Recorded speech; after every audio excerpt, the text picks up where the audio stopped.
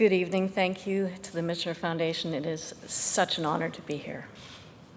We took this story on because no one else had, because the public was crying for answers.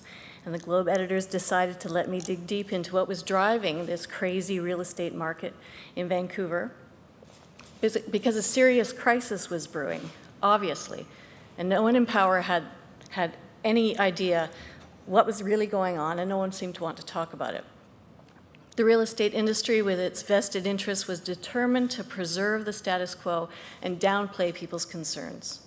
Politicians insisted they needed more data. The influence of foreign money was an aspect of it that almost none of them officially would acknowledge or address. Caught in the middle were many Canadians who could no longer even consider buying a modest home in their own city.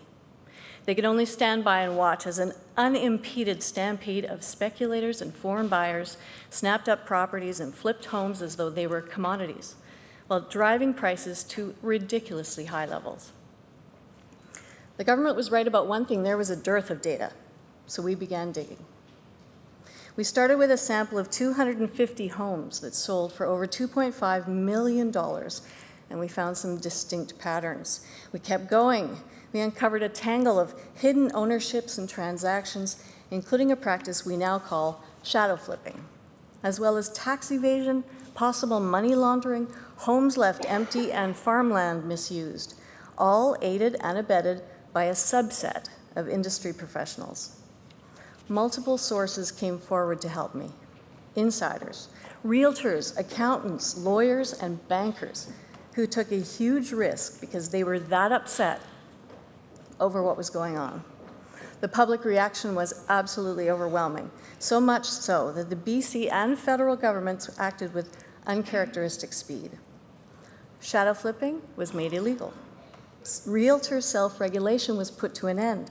Tax loopholes were closed, and BC brought in the country's first ever tax on foreign buyers. And the best part, the market for a while, it cooled. We're very proud of all this. This investigation would not have been possible without those insider sources who risked their livelihoods by coming forward. And it is a huge credit to Globe editors, David Wamsley, Sinclair Stewart, Dennis Choquette, who provided the support and the time and the resources, so rare commodities in journalism these days, to see it through and keep pushing for accountability and results, and we achieved some of that. Thank you very much.